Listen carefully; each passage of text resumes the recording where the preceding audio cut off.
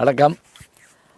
இன்றைக்கு வைகறை சிந்தனையில் என்ன புதுசாக பார்க்க போகிறோம் அப்படின்னா, புதுசெல்லாம் இல்லைங்க, பழசத்தான் புதுசாக பார்க்குறோம். அதுதான் உண்மையிலேயே ஆச்சரியம். இப்போ சத்யராஜ் ஒரு முறை சொன்னார், நம்ம நடிகர் சத்யராஜ் அவர்கள், எல்லார் வீட்லேயும் யார் படம் வச்சுருப்போம் அப்படின்னா, சாமி படம் வச்சுருப்போம். அதே மாதிரி அவங்க கும்பிட்ற கடவுளுக்கு ஏற்றபடியான படம் வச்சுருப்போம். அந்தந்த மத கடவுளுக்கான படங்கள் வச்சுருப்போம்.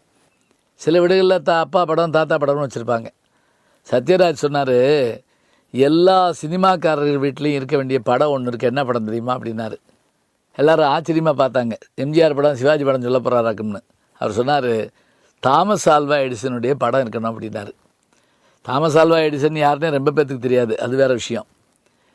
ஏன் அவர் அப்படி சொன்னார் அப்படின்னா, இப்போ தமிழ்நாட்டில் 1967 பிறகு நம்முடைய முன்னாள் முதல்வர் மாண்புமிகு செல்வி ஜெயலலிதா அவர்கள் மறைகிற வரைக்கும் 5 முதலமைச்சர்கள் எதன் மூலமாக வந்தாங்க அப்படின்னு பார்த்திங்கன்னா, திரையுலகத்தில் தான் வந்தாங்க. பேரறிஞர் அண்ணா, டாக்டர் கலைஞர் கருணாநிதி அவர்கள், புரட்சித் தலைவர் எம்ஜிஆர் அவர்கள், அவருடைய மனைவி ஜானகி அம்மா அவர்கள், பிறகு புரட்சித் தலைவி ஜெயலலிதா அவர்கள். இவங்க எல்லாருமே 5 பேரும் சினிமா துறையிலிருந்து தான் வந்தாங்க. பாருங்கள், இது எதுக்கு நான் சொல்லிகிட்ருக்கேன் அப்படின்னா, இத்தகு சினிமாங்கிற ஒரு விஷயத்தை உருவாக்கி காட்டிய பெருமை யாருக்கு அப்படின்னு கேட்டிங்கன்னா, தாமஸ் ஆல்வா எடிசனுக்கு உண்டு. சினிமாட்டோகிராஃபி அப்படிங்கிறப்ப அந்த நேரத்தில் ஒரு 2-3 பேர் இந்த முயற்சியில் இருந்தாங்க. லூமியர் பிரதர்ஸ், அவங்களையும் நம்ம மறந்துடக்கூடாது. லூமியர் பிரதர்ஸும் தாமஸ் ஆல்வா எடிசனும் இந்த இதில் முயற்சியில் ஈடுபடுறாங்க. ஆனால் 1889 தாமஸ் ஆல்வா எடிசன் ஒரு ஆச்சரியத்தை பண்ணி காமிச்சார். எப்படி அப்படின்னு கேட்டிங்கன்னா, சலனப்படம் அப்படிங்கிற இந்த மூவியை உருவாக்கி காமிச்ச நாள் அந்த நாள் தான். அதாவது கேமராவில் ஃபிலிமில் படப்பிடிப்பு நடத்தப்பட்டு ஷூட் பண்ணப்பட்டு அது ஸ்க்ரீனில் பார்த்தபோது பலர் அஞ்சு ஓடிட்டாங்களாம். எப்படி இதுக்குள்ளே இருக்க முடியும் அப்படிங்கிற மாதிரி. அவர் என்ன காட்சி எடுத்தார் அப்படின்னு பார்த்திங்கன்னா, ஒரு ரயில்வே நிலையத்திலேருந்து ரயில் வருது, எல்லோரும் இறங்கி போகிறாங்க, சில பேர் ரயிலுக்கு போகிறாங்க, இவ்வளோதான். இதை அவர் அசையும் படத்தின் மூலமாக. இப்போ நீங்கள் இன்றைக்கி டிஜிட்டல் கேமராக்கள் வந்த பிறகு ஃபிலிம்னா என்னன்னு நமக்கு தெரியாது. அந்த காலத்தில் எப்படின்னா, ஃபிலிம் இல்லாமல் படம் கிடையாது. அதாவது ஃபிலிம் ரோல் வச்சு அந்த ஃபிலிம் ரோலில் ஷூட் பண்ணி அதை டபுள் பாசிட்டிவாக மாற்றி அந்த நெகட்டிவை பாசிட்டிவாக்கி அப்புறம் தான் நமக்கு ஸ்க்ரீனில் வரும். இப்போ ஒரு திரையில் ஒரு படத்தை காட்டுறது வேறு. இப்போ பவர் பாயிண்ட் ப்ரெசன்டேஷன் அப்படின்னா என்ன அப்படின்னா, அப்படியே ஃபோட்டோவாக காட்டுறது. இப்போ நம்முடைய கைபேசிலேயே அலைபேசிலேயே ஒரு காலத்தில் வெறும் டைப் பண்ணி அனுப்ப முடியும், அப்புறம் ஃபோட்டோ அனுப்ப முடியும்.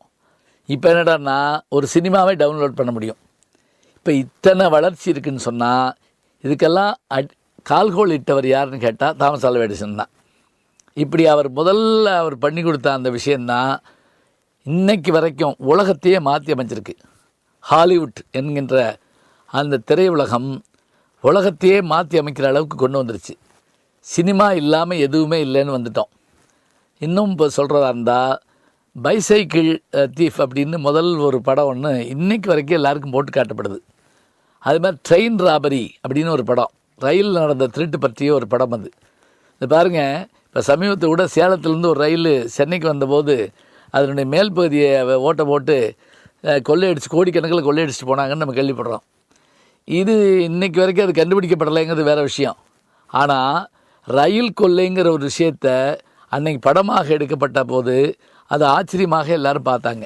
ஆக சலனப்படத்தின் மூலமாக உலகத்தையே மாற்றி அமைத்த பெருமை, முதல்ல பல்பு கண்டுபிடிச்சி இருளை மாற்றிய பெருமை தாமஸ் ஆல்வா எடிசனுக்கு உண்டு. சலன படத்தின் மூலமாக சினிமா உலகத்தில் ஒரு புரட்சியையும், இந்திரன் வந்ததும் சந்திரன் வந்ததும் இந்த சினிமா தான், அமெரிக்காவில் ஆட்சி அமைச்சது இந்த சினிமா தான்னு வைரமுத்து அவர்கள் என் நண்பர் பாண்டியராஜன் அவர்களுடைய ஆண்பாவம் படத்தில் எழுதியிருக்காருன்னு சொன்னால், எல்லாத்துக்கும் காரணமாக இருந்த அந்த நாளை நாம் மறக்க முடியாது. அந்த நாள் என்ன நாள் அப்படின்னு கேட்டால் 1889 சலனப்பட நாள். ஜி ஞானசம்பந்தன் அப்படிங்கிற என்னுடைய யூடியூப் சேனலுக்கு நீங்கள் சப்ஸ்கிரைப் பண்ணுங்கள், நண்பர்களையும் பண்ண சொல்லுங்கள். நல்ல சிந்தனைகளை நாளும் கேட்கலாம், அரிய செய்திகளை அன்றாடம் கேட்கலாம்.